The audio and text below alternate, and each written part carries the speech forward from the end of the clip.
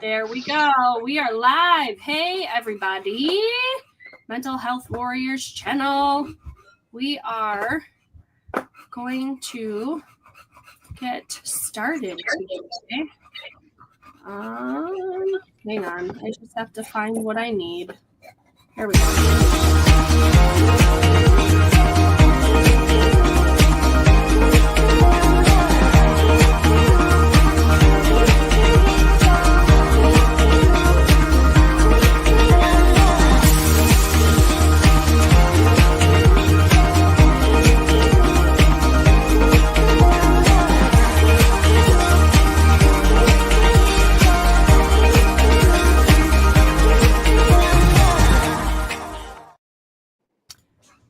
There we go. Welcome back, everybody, to the Mental Health Warriors channel.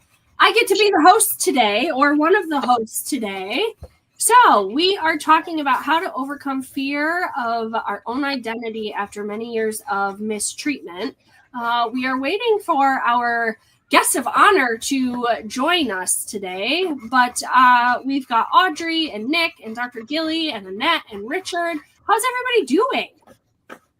Good. Hey. Happy to be here. Fabulous. Awesome. So while we wait for our guest of honor, does anybody have anything that they want to share regarding this topic or your experience of identity like issues while being mistreated, or just in general of, I think all of us have some sort of like mask that we've put on somewhere along the lines in our lives. So whoever wants to share, have at it while I troubleshoot what's going on.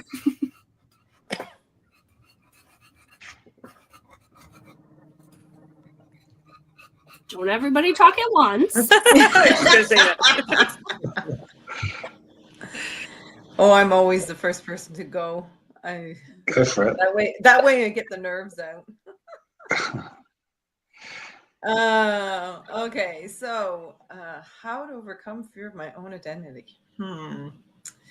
It's interesting because this morning when I was doing my card polls, I do Oracle card polls every morning, and they're actually a yoga deck.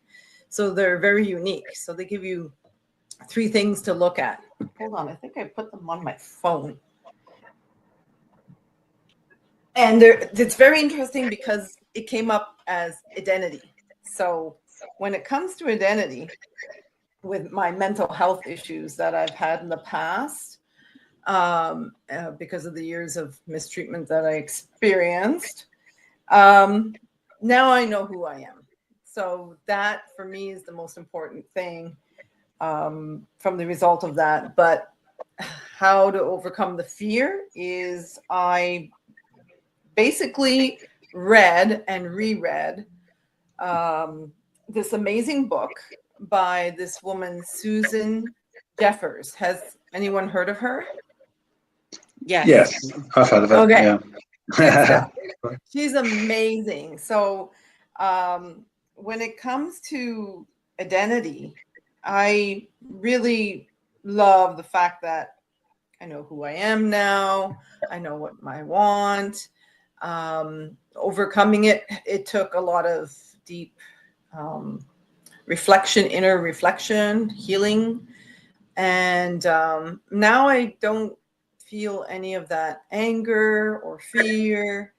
I took her suggestions in her book, like, to heart. Like I was a student. Like I just studied everything she said. I put up her pain to power chart. I started using all the different vocabularies, like should, could, all those different ones that empower you. And that made a lot of difference for me. And understanding that I didn't always have to, like my big thing with my mental health was always fleeing. So I would always run away from things. And yeah, so that's my story in a nutshell. Who's next?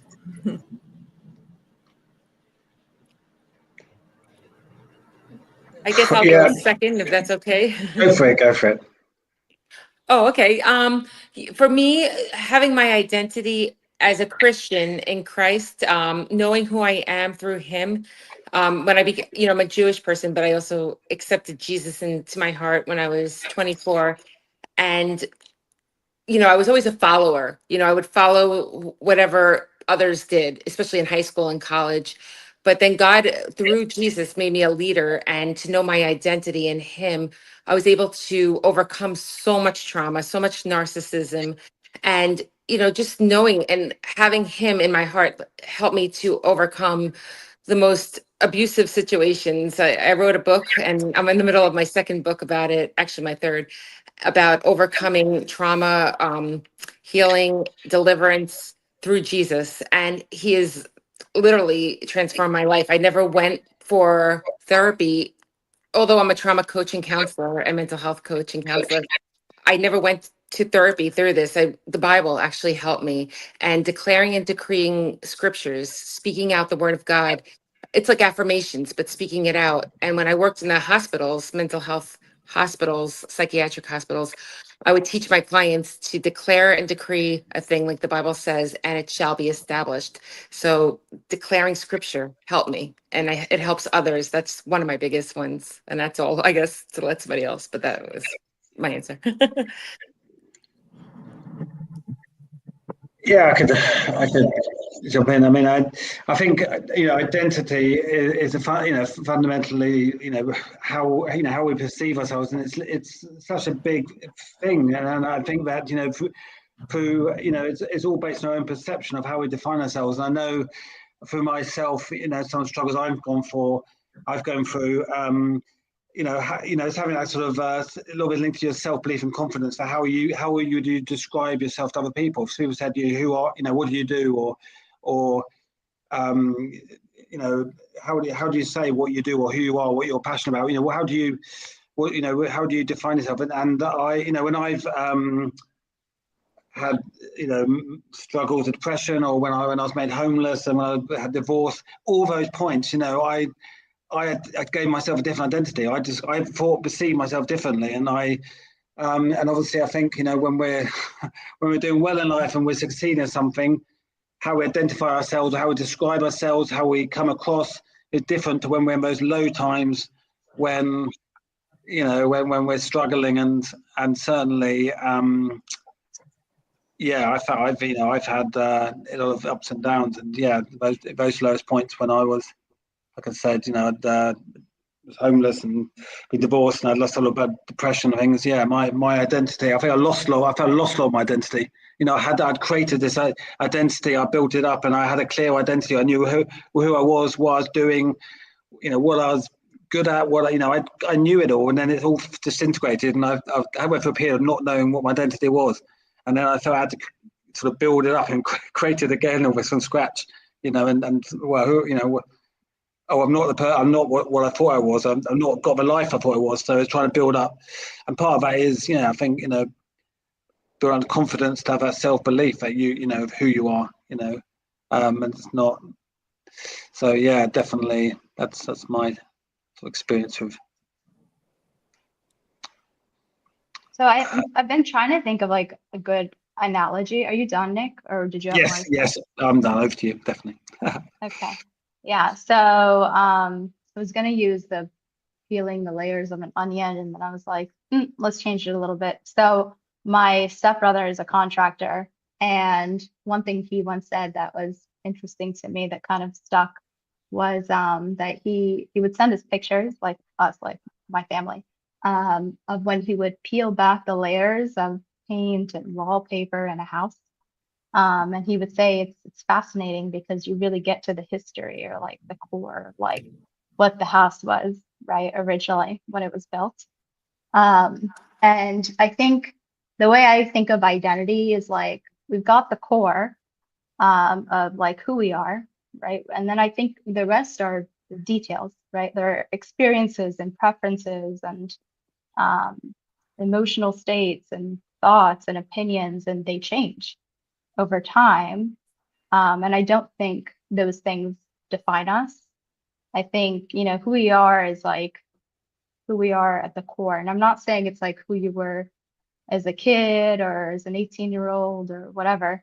I think it's just it's you, it's the observer, right? It's the person who's going through all of these experiences, which are a little bit more extraneous. And then in terms of like more traditional identity, the way that Westerners like think about it, you know, I think like the best, potentially like the best way to, you know, like when you say, I don't know, like when people identify and they say, you know, like, well, spirituality is important to me, for example, right? Or religion, or this is how I identify.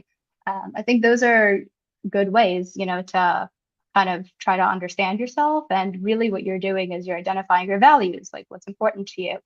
But the bottom line is that those might change too, right? Like you might value something at some point in your life, and then your value systems kind of change. But then you are you, like you're the same person, and that's okay. And I like that way of looking at identity. It allows some flexibility. It's what I'm referring to is more, it's kind of like an acceptance and commitment therapy lens. And I use a lot of like those strategies and, you know, ideas like with my clients and for myself.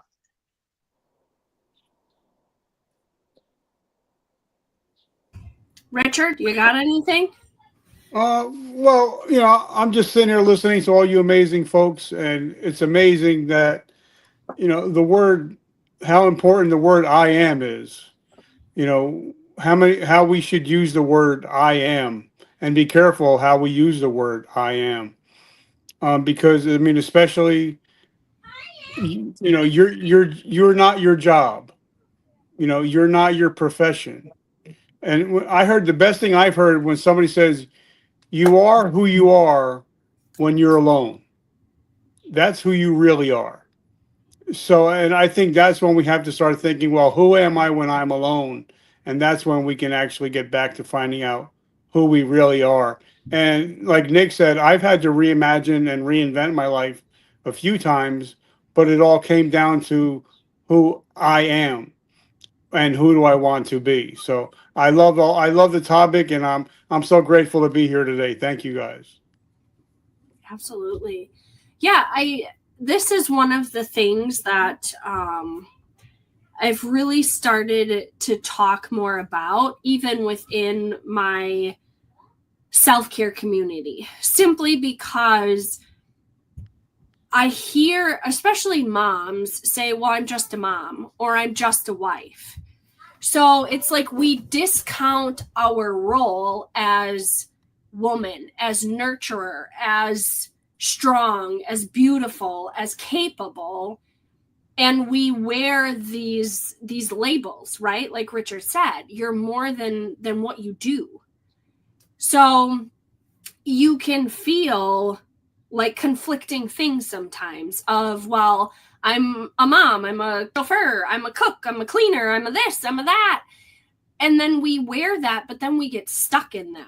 And I feel like women, and men too, but women, especially stay-at-home moms even, because I know I was here, where when you are in those roles day in and day out and 24/7, and it feels like you don't have the break away or no time to pour back into yourself, you get so stuck in those identities. They're so revolved around the things that you do. They're involved and revolve around your children, and then you get lost. So then, like, when you have an empty nester situation, you're often like, well, I don't know who I am. I don't know what I enjoy. I don't know, because you've been so wrapped up in the things that you do versus who you truly are and connecting with yourself, and who, I like how Audrey said, you know, the identity that God calls us, because we are chosen, we are worthy, we are enough, but we forget those things. And then we attach our worth to the things that we do and how we perform.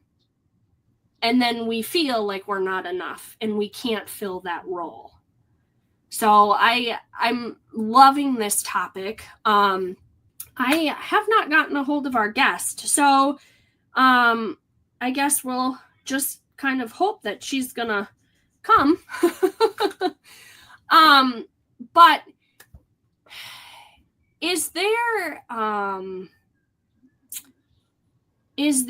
any particular like role or identity that you feel like you have fallen into more than others?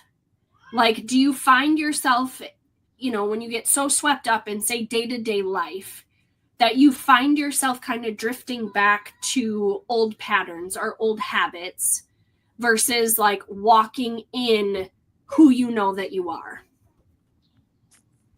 Can I share? Sure. I think that's a great question, because a lot of times it's, you know, people, they forget, or it's actually, you have to practice knowing your worth. I you know, I have a women's group, and I always teach women, but it's for men just as much, obviously, to know their worth and to find their worth in God and to find their worth in Jesus. That's, you know, what I believe, but also to find your worth in whatever you know, whatever you believe in. For me, it's God, and making him priority. And a lot of times, you know, it's easy to have negative self-talk or to doubt yourself, or, you know, the enemy will bring in negative thoughts, but you have to constantly rebuke, or, you know, cancel that thought and speak life over yourself, and declare the positive affirmations and know who you are, and really check yourself all day long if you have to, because it's easy to get into that rut. But if you train your brain, you know, or reframing your brain or your thoughts, and channeling your thoughts into positive self-talk, it really does change who you are as a person, and finding your worth and your identity in God or in yourself, or, you know, whatever you believe, you know, putting your belief in, for me, Jesus. He's, you know, but always reminding yourself about that, because it's easy, you know, if you have mental health issues, and, you know, people I work with, you know, I have to constantly tell them to, you know, have the scriptures or have the positive affirmations in front of you, put it on your computer, remind yourself who really changes things that go on in your life, in your family, and your situations.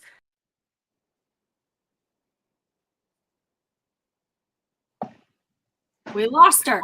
Where'd she go? Hopefully she'll come back.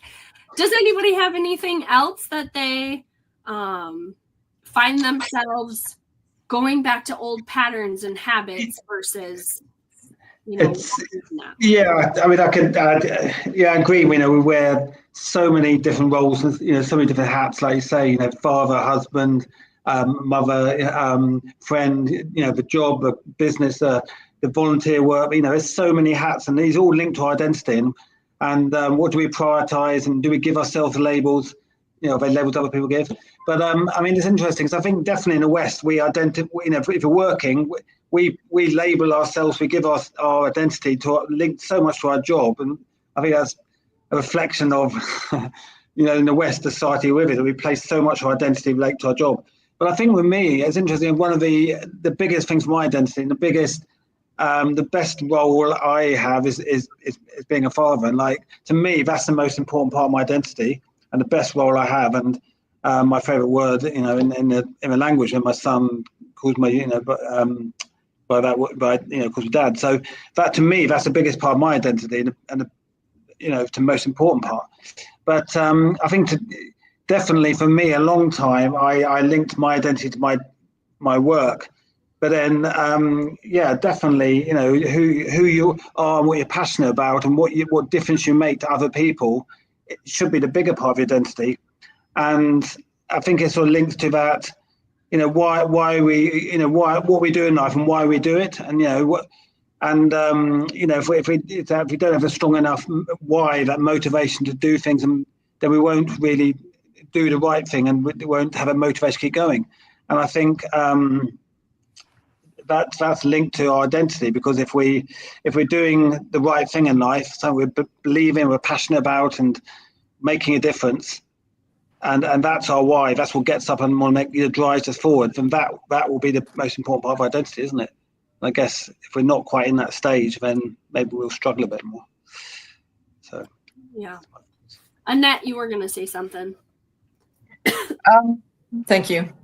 I love the shares that we're having. This is a fabulous topic because I think it's been a long time since I identify with identifying myself, if that makes any sense.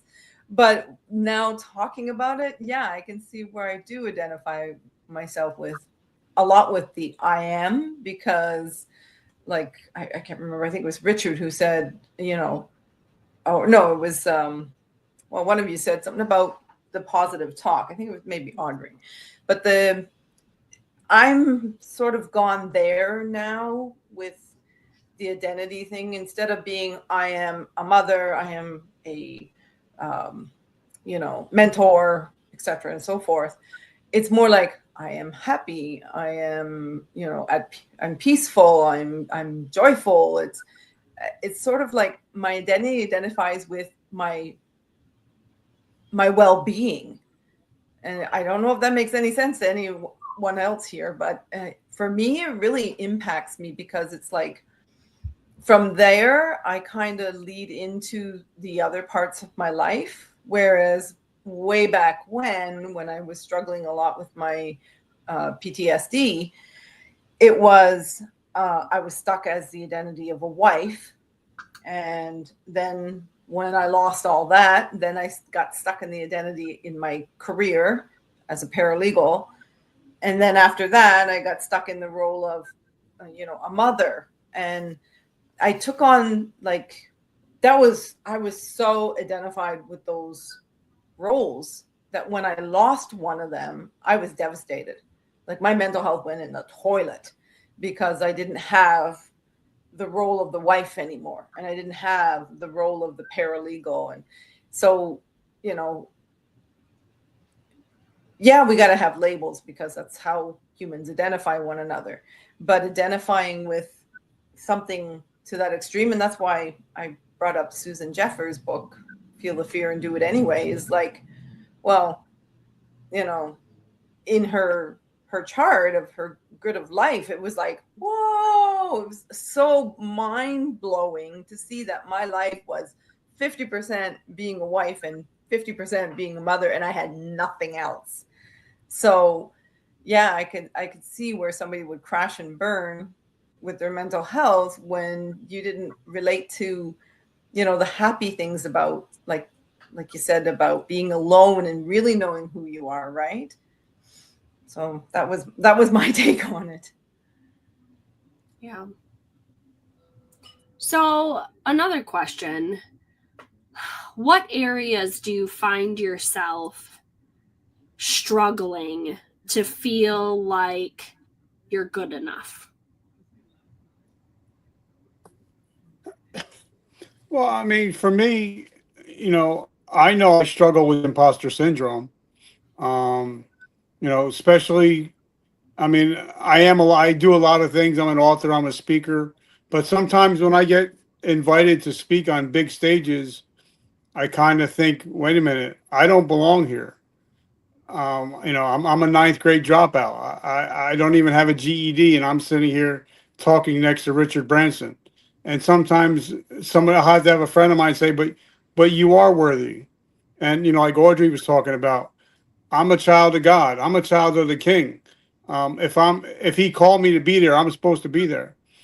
And I think for a lot, I mean, I could just speak for myself, but I know a lot of successful people, they deal with imposter syndrome more than most people ever think that they would. So, you know, what are your guys' thoughts on imposter syndrome? Is that what you're talking about? yeah, I mean, I can. Sorry. Yeah, I can just. I can relate to what Richard says. I mean, imposter syndrome. I think, you know, yeah, a lot of times what I do, and I think classic events where someone invites you to an event as an expert, you know, or as someone to come and share their expertise and knowledge. I think, yeah, definitely, I get that. Yeah, I have a voice of doubt. You know, do I have the right to do this? Do I have the expertise, the status? I don't know. All the doubts. Yeah, no, imposter syndrome is a big thing that I struggle with. I think that's, yeah, I can relate to that. That's certainly. So do other people have that? Yeah, I said this just recently to a coach of mine. I was like, who am I? Who am I to think that I can go on these big stages? Who am I to think that I deserve to be at like $1 million mingle with celebrities and high-level business owners and the rich and famous, right? I'm just little old me. And she was like, you stop that right now, because you absolutely deserve to be there. You know what you're talking about. Like all of that reinforcement of, yeah, you're right. I do deserve to be there. So it really is easy for us to get into that imposter syndrome of like, who am I? Who am I to think that I deserve to be in the room with them? I'm not at that status level. What have I done, right? So I think that often can catch up with us in certain situations when we're pushed beyond our comfort zone, where we think, well, I'm not good enough for that. And then we shrink back and we hide and we go back into our shell or our, invisible box. Well, who put the lines there? Like we did, because we're our own worst critic. Versus what box? There's no lines. There's no limit. Like you can do it. It's up here. And it's what we're listening to or what we believe we have the capabilities of doing. I also think that there's something nice about humility. Like, I don't think it's necessarily a bad thing to have a little bit of imposter syndrome, because it makes you less threatening, more genuine, more human. And I was recently talking with a client who got a position that, she was proud of, but then she said, well, I compare myself to the other people in the group and I just feel like I'm not as good as them. So then I asked her, well, when you think about like a team, right? Or like an organization and when there's a team, right? I was like, ideally you would want all of them to be the same, right? And she was like, good point. Because there should be variability. That's what makes a team strong. And so maybe that team needed a little old me, like people, when they introduce me on podcasts, they say ADHD expert, and I will never call myself an expert because I'm 35. There are other people who have a lot more experience than I do. In my eyes, they are experts. But expertise is relative, in relation to a graduate student. I am an expert. It just depends, like, who you're comparing yourself to. But it's also, I think, it's a good thing also to, be humble and, I think you're much more approachable and maybe more open-minded to growing and learning, because, if you do go in saying, well, I am an expert, like, where's the room to grow? There's always room for more expertise, I think.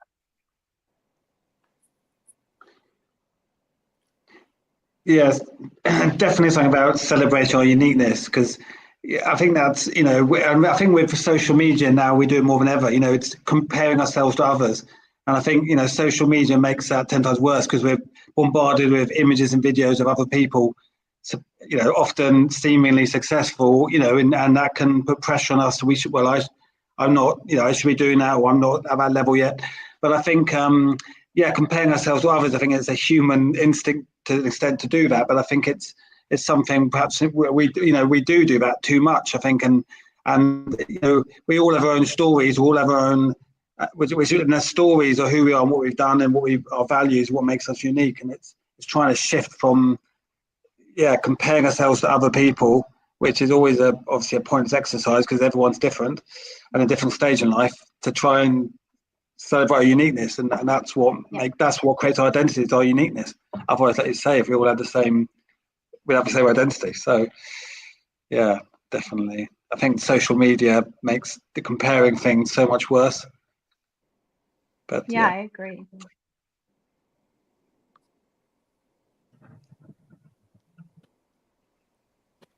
I really like the point that you made about the voice of doubt. That sounds better than, imposter syndrome, because it's pretty much what it sums everything up to be when it comes to imposter syndrome. Myself, I struggled with the superwoman,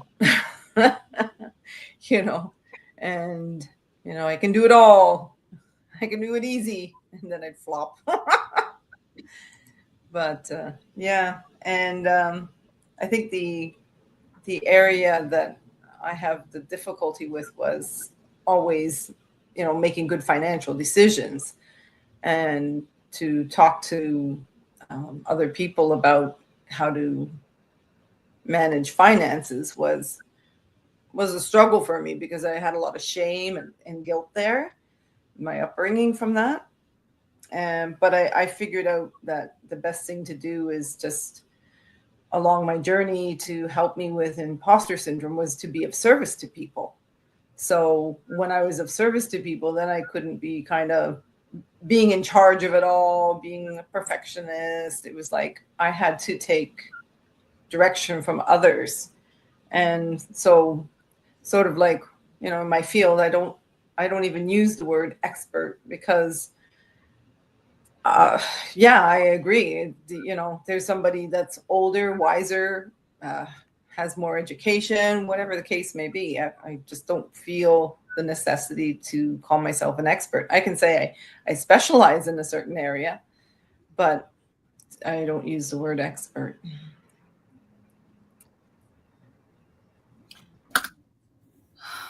Absolutely. Sorry, I'm still trying to get our guest in. So, yes. Is there a way that you find that you're more disconnected to your identity in, if there's certain situations that you kind of, what's the word I want to use? Like almost like shape shift, right? You like shape yourself into the situation that you're in. And sometimes it makes you behave in ways that you normally wouldn't. I can share if that's okay with that one. Is that okay? Yeah. Okay. Yeah, for me, like I have different views than most people, just in my situations I'm dealing with. So if I hang out with a group and they have a totally opposite, point of view, sometimes I don't say anything, or I'll just, pretty much like go along with what they're saying without saying what I really truly believe. Then later I get so sick in my stomach, like I should have said something, and I know I should have like addressed that. But sometimes you just want to bring peace and not, bring your side of things at all times. And sometimes that's wisdom, but sometimes that's not really being yourself in situations when you want to really be yourself and who you are. So yeah. I think you have to gauge the room that you're in. Yeah. Like if I believe that I always want to be the dumbest guy in the room. Like if I'm in a room with Richard Branson, I want to be the dumbest guy in that room, because I already know what I know, but I don't know what they know. So I think we have to really, I really gauge the room and sit there and I stalk and I watch and I lurk and I learn from the room. So I think it all depends on the room that we're in and what our role is in that room. Yeah. And sometimes it's to be quiet and just listen. Yeah. My dad used to say while I was growing up, sometimes it's better to be smart than to be right. I think that's kind of what you're tapping into, right? Like sometimes it's better not to say anything than to be right, when you are legitimately probably right. Right. What? Yeah. What? I think I've heard a similar thing where people who talk the most have the least to say, and I think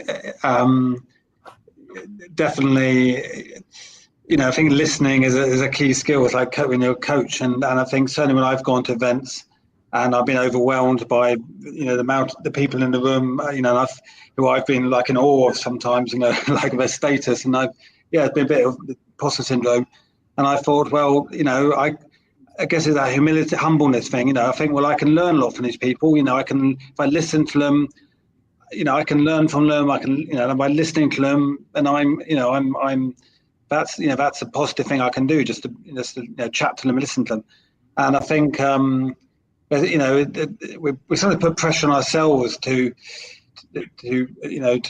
create a certain impression or to interact in a certain way. But actually, I think there's a lot, you can get a lot of respect through humility. Like if you just by being present and engaging people and listening to people, and that in itself can be a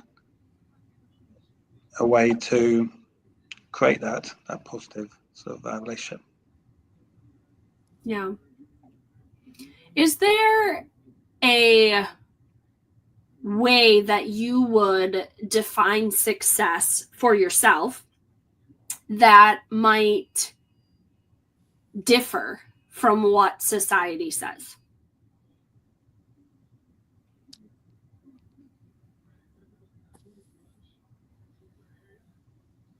That's a really good question. What do you think it is, Ashley? What do you? Now you're going to turn the tables on me, Annette. Well, I mean, really, obviously, we all have our own definition of success. Is success for me? My kids are healthy. I have a healthy marriage. My body is healthy. Looking at the whole, right? Yes, financial stability is fantastic, but that's not, to me, that isn't something that is necessarily a must when you have a home that is and I'm not saying it's not important, right? Because stability is important, but when you have a home that's with love and teamwork and, that you feel like you've made it, but what is really making it, right? And society is oh, you've got the cars, you've got the girls, you've got the house, you've got, these big, elaborate, monetary possessions or chasing the things. Versus true success comes from within, and the joy that you feel when maybe everything has gone to shit. That you can find happiness and joy in all of those moments, because those are the moments that really shape us and define us, and they help us grow if you look for the lesson in the hard. So I think, again, success to everybody is going to be something different, but I think that's what it is for me. How much have I overcome? If I look back of where I was to where I am now, it's a completely different mindset, or it's a completely different viewpoint. It's wow, we, went from a 400 square foot apartment, and now we have, we don't have a big house, but 1,800 square foot house and 6 kids and, acreage, and we're living a comfortable life. But it's yeah, do you want more? Sure. But I've also learned to be content, I feel in where I'm at, and realizing okay, more house means more of this, or being realistic of I've got kids and they destroy everything. So new for me is not in the cards right now because they break stuff and they're kids, and a lot of them are boys, and they just need the space to be able to run. And that to me is okay, I think I'm good right now. Well, for me, That was I great. realize I don't own anything. I'm just borrowing it. God lets me use it. So I don't own anything because if you really think about it, somebody owned your house before you. Somebody's going to own your house after you. We're just here. We're borrowing what God lets us use. So once you come from that perspective, yes, He lets me drive a nice car. He lets me live in a nice house. I don't own it. I'm just using it. And once you have that humbleness of saying, okay, I have a big house, but I got kids that are running ransack. I'd rather have a house with kids that's running ransack than have an empty house and not being able to enjoy it whatsoever.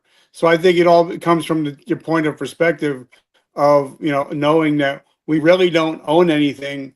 God just lets us borrow it for a while.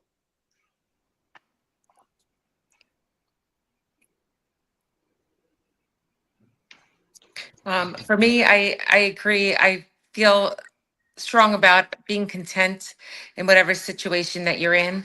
I've had things ripped away from me. I've been like Job in the Bible who lost everything. And I'm just thankful for each day. I've also had very near death experiences. So I'm just thankful to be alive and for each day, literally, of whatever, comes in, and just being alive and helping others in any way I can. And there's things I'm waiting for and things like that, but until then I'm just thankful. And success is really just being content for me in each situation, and knowing that you're in God's will, in the path that He told you to do, because there's different paths. For me, this is what I believe, and just following that path as much as you can. And Richard Kaufman is an amazing podcaster, and I've been on his show, and he's very good. Very good.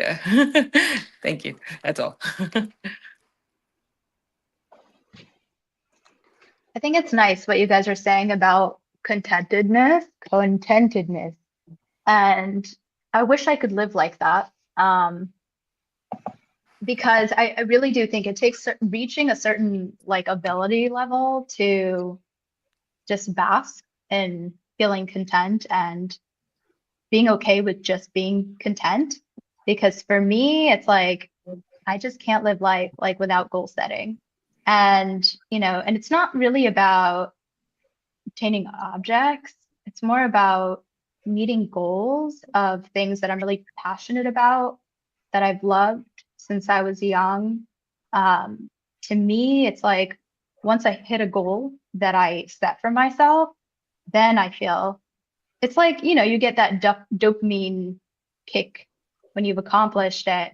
But I see it as forward movement in life, setting goals. And the other thing is the goals I think should have a reason for them. It should be something that is really important to you, or I mean values wise, for me, it's writing as an example. Creative writing is something that I've loved since I was really young. I set a goal to publish a book, and then I did that, and it brought me to tears, once I finally did it. And I still kind of bask in that as a memory, because I fulfilled that goal. Getting a PhD in psychology was a goal that I set. And I think what makes it even more gratifying is when you fail, when you try it and then you fail, but then you keep trying and then you get it.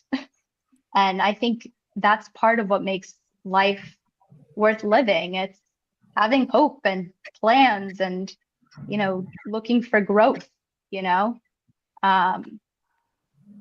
I don't know. I think it's a tricky question. Yeah, I think for me it's definitely linked to having a purpose, knowing your purpose, and towards a goal setting. So if you have so you've got a purpose and you are working towards achieving that, and you're making a difference in the world in a way that you want to, you're making a contribution, you're actively reaching your goals and towards your purpose and what you want to achieve, and I think that's genuinely success. But I think it's obviously linked to that, as your well-being, because if haven't got good mental health or physical health, along the way, then can you say you're successful? And I think it's as you said, it's so complicated because obviously if you're in a lot of turmoil financially, that's not going to help you move, in your journey to success. But obviously that in itself isn't going to create success. So I think definitely having ultimately it's success is being in a position where you are content, you have a good state of well-being and mental physical health. But ultimately it's about having a purpose, knowing your purpose, and then you're moving along to achieve the goals in that purpose. That's to me, that's what success is. Yeah, those are all fascinating views of success, and just like someone mentioned, it's very unique and individual. For myself, I measure my success when I wake up in the morning. If I go back to then, so when I was struggling with really bad days, it was a struggle to get out of bed, but it felt like there'd never be a successful day that I get out of bed and not feel really, really, really horrible. And then if I were to compare it to today, it's a success because all the hard work I did on my mental health, all the hard work of, remaining dedicated to overcoming my identities that I'd lost, and letting go of all these, all the traumas, that not focusing on them in the present, right? Not being in the past and suffering from depression, and, not always jumping into the future and struggling with my anxiety. So now I measure my success when I wake up and I'm, I smile, and I put my feet on the ground, and I'm like, okay, I'm going to do this, this, and this today, and I'm going to make a difference in the world. And that's how I measure my success. And every day is a little different, when one of my relatives recently passed away, it didn't feel like such a successful morning. But every day is an opportunity to have a little bit of success in some area of your life. And I think I stopped measuring it against material things a long time ago. Like I've turned into a simplistic person, I guess. I don't buy trinkets, and I've never owned a house, and I don't know if I ever will, because it's not one of my major goals. I'd rather buy a little trailer and hitch it on the back of my car and take off and talk to people about mental health and their well-being, So that's my measure of success. I love that. So, are there parts of yourself that you've hidden or ignored in the past, and why?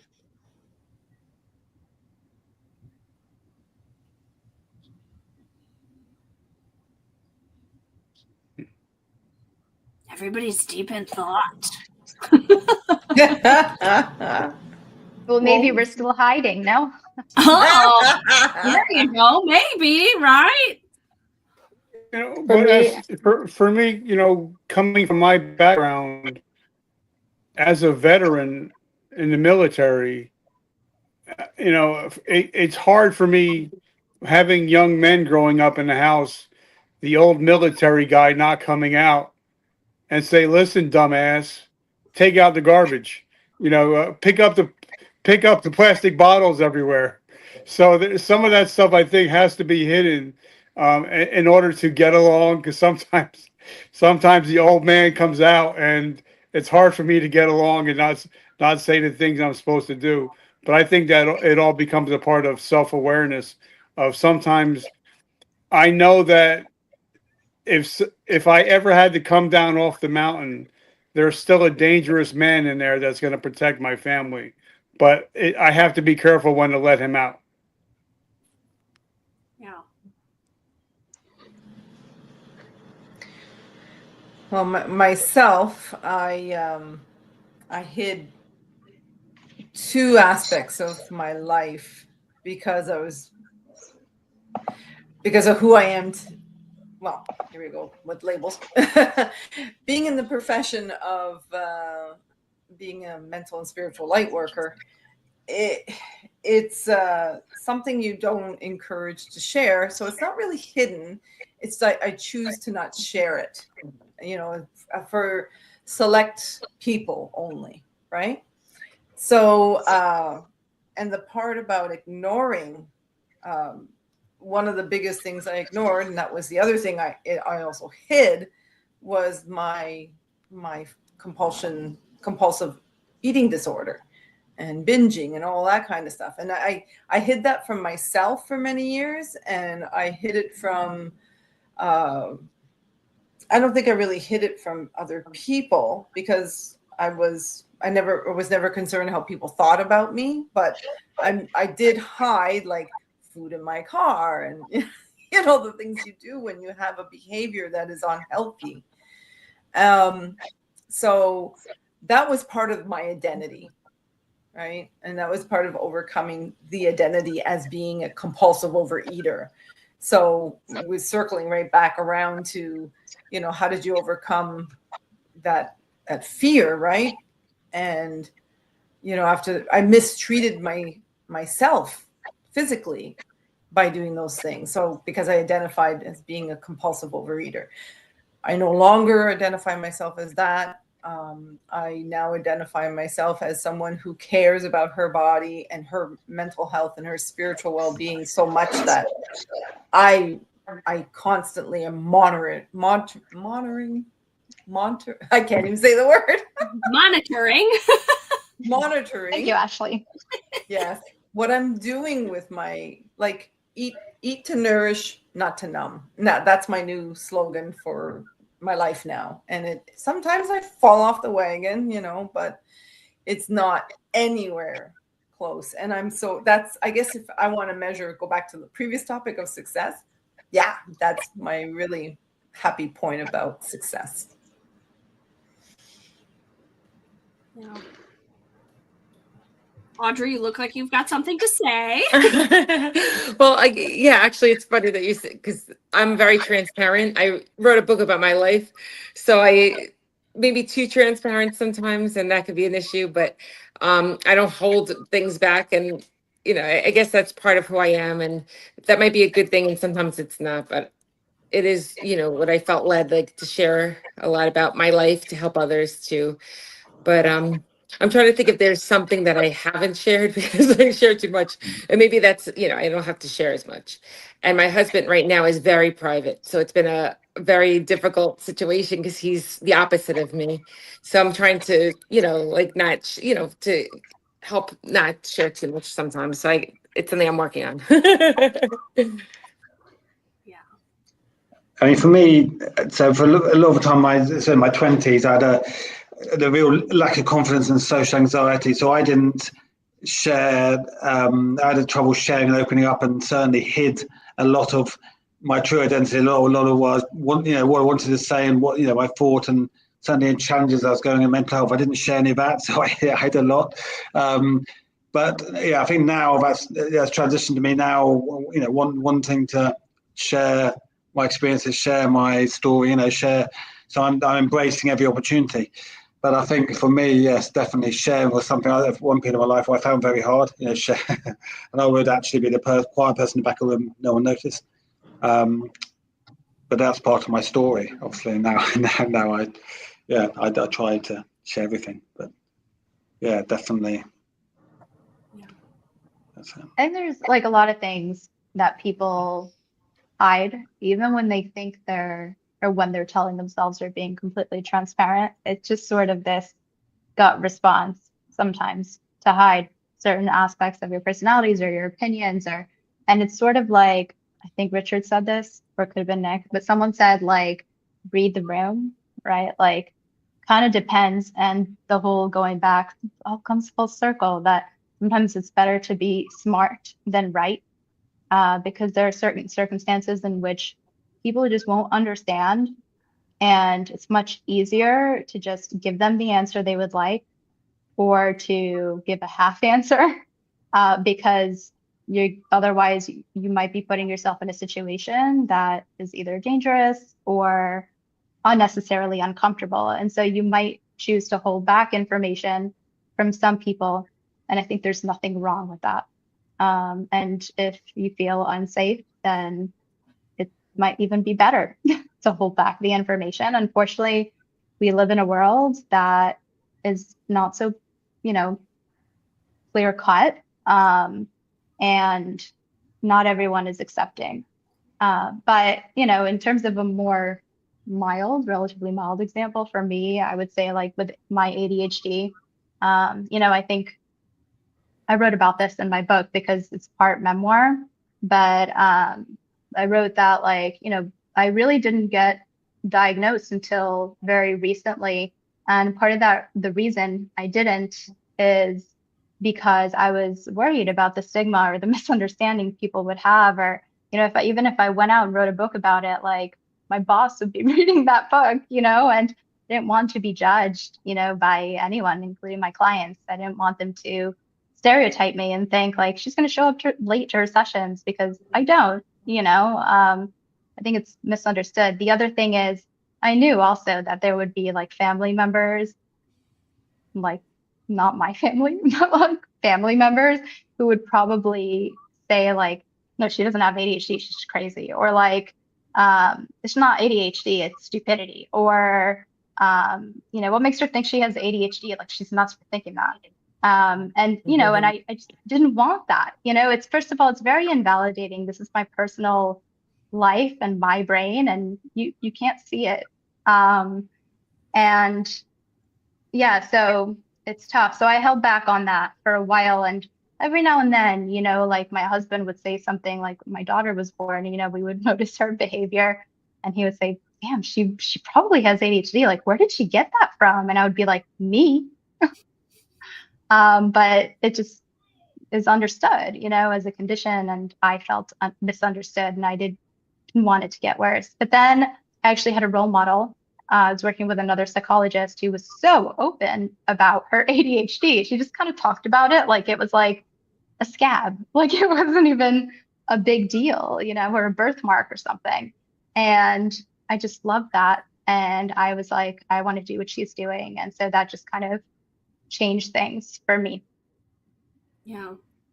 I think it's when we can finally come to the realization that other people's opinions don't matter, right? And I think often it's easy to get sucked into what is our family going to think? What is this person going to think? What is that person going to think? When we want to be our authentic selves and really walk in our God-given identities of boldness and confidence and all of that. I think for a long time, like situationally, I could very much just like unload, right? And voice the opinion that I have, but then stick me into a potentially confrontational situation. And I'm like this big. Yeah. Because it's like, holy crap, do I really have to get into this confrontation? Do I have to get into this discussion? Like it's all the feels. It's all the icky. It's all the holy buckle up, buttercup. Because again, it's trying to control the situation. And what if they think this? And how am I going to counter that? And then when you leave the situation, you're like, damn it, I should have said XYZ, right? And like you said, Dr. Gilly, it's better to just zip it sometimes and not say anything. You don't need to be right. Like it doesn't matter. At the end of the day, what's the difference? Right? And just remembering that we can only control us. I think that I often say as a type A personality who loves to have control, it's one of those things that's out of my control, but I need to control it or I want to control it. But then also walking sometimes in the identity, like as a kid, when you're the kid that has the report card that says she talks too much and she like, and then you start wearing the identity of I'm too much for people, right? Instead of realizing, well, I'm enough for some and some just won't like me and that's their problem, right?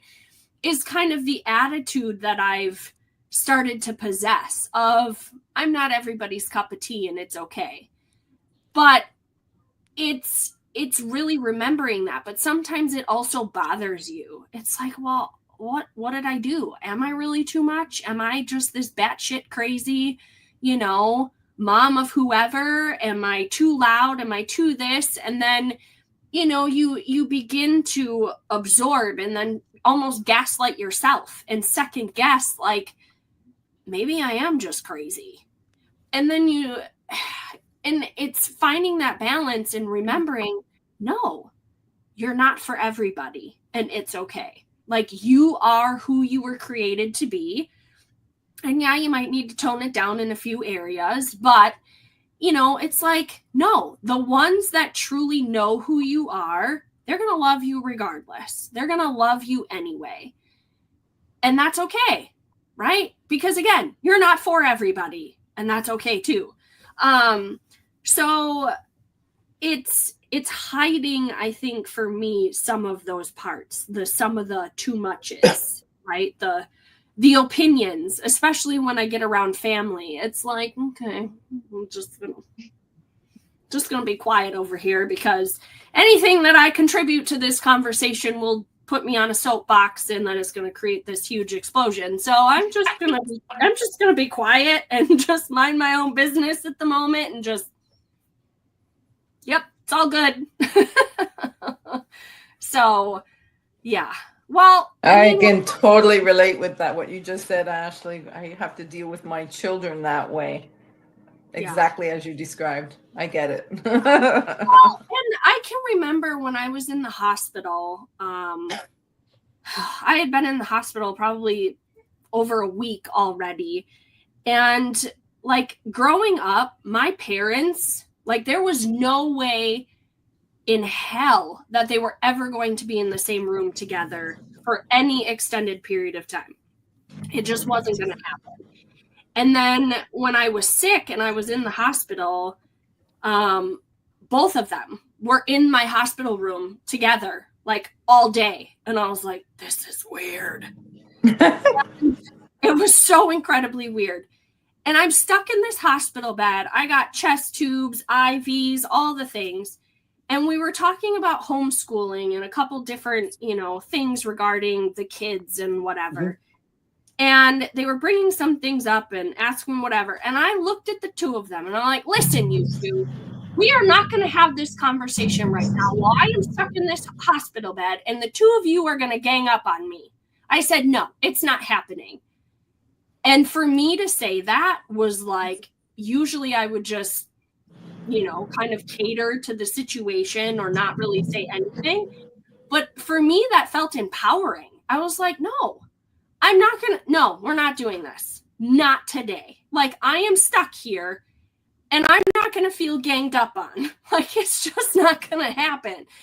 And we've never had a conversation beyond that, like regarding that topic or any of the topics that they were trying to talk about, because I made my stance known and like I set the boundary. But that was hard for me. So it's like I pick and choose my battles these days for some things, and some things I really want to battle it out, but I'm like, it's not worth it. Like sometimes it just isn't freaking worth it. Like just keep it closed. Like it's like the Lord is bridled my tongue of nope, I'm gonna like you're not gonna say anything. You can stew and you can vent to your husband all you want, but nope, we're not going there. Okay.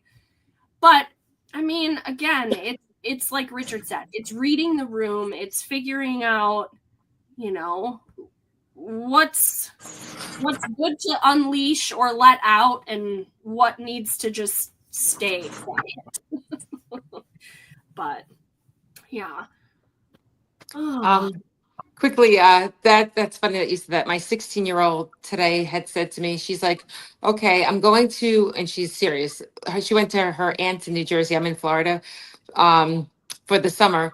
And she comes back. She's like, I'm going to college in New Jersey and my boyfriend's coming with me and we're going to move there, and stay with the aunt, right? And I've had custody battles for like ever, but for her to just come and say that, and the old me would have been like, arguing with her about it, and I was like, what am I going to argue? Okay, whatever you like, sweetheart. Because if she's 18 at that time, she could make her own decisions, but she's only 16 now, and I have 2 years, and I can go on all day arguing with her and telling her why it's wrong and this and that. But I've learned to, choose my battles because she's very strong-willed and you won't win it with her, So it's, with the teenagers, sometimes you have to learn when to be, and not to get into a huge debate about everything, Yeah, for sure. Sort of like picking your battles. Yeah, picking your battles because I just know she would like get the aunt involved and then it would be a whole World War X and court and sometimes it's just give it to God and wait on him. The other thing is like the after effects of that are just so draining. So you have to ask yourself, like, is this worth ruining my day over? Because the best predictor of future behavior is past behavior. And if you've been in this situation before and tried this approach and it has failed and it has failed and it has failed, you may want to try a different approach, right? Like switch it up and ask yourself, is this worth it? And that way, when it is worth it, then it won't seem as, it might not result in as big of an argument. And you can also remind her, you could say like, well, you wanted this and you got it and I was happy to give it to you. You wanted this, I was happy to give it to you. And now I'm asking you this one thing, or now I'm differing in my opinion. Yeah, for sure. Yeah. Yeah. But I think are we done for today? We're wrapping up. We are at time. Next week, Adam said we are talking about the art of listening, and next week's show is going to be 8:30 p.m. UK time. So a little bit of a time change on that. I will not be here next week. So I think it's Adam for sure. Nick, are you here next week? I'm on a holiday next week, so yes, I'm not going to be with my son. Awesome. That'll be fun. Richard, are you here next week? I'll be here next week.